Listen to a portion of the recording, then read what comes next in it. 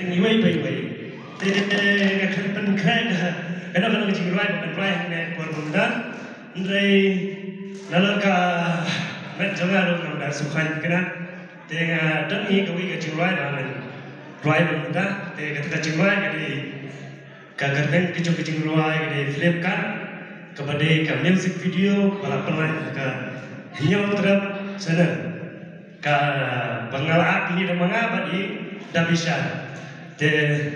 Tahun pertama. Hello, check.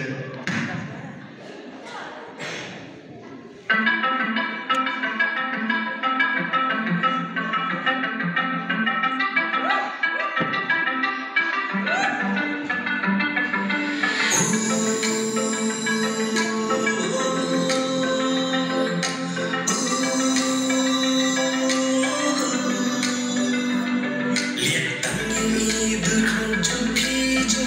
subscribe cho kênh Ghiền Mì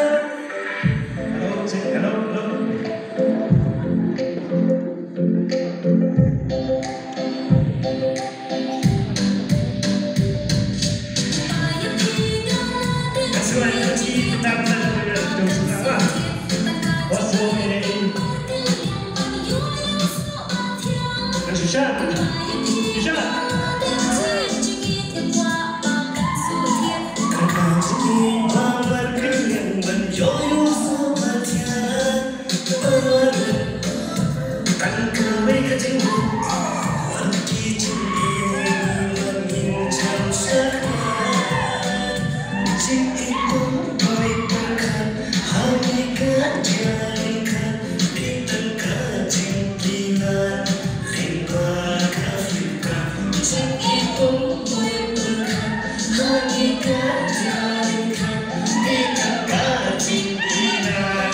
để không bỏ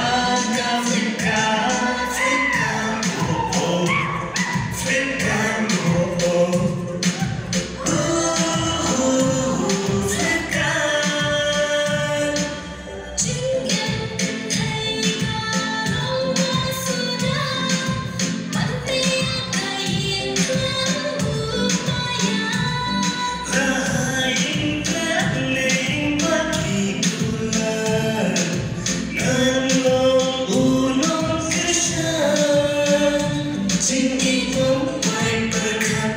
những video hấp dẫn.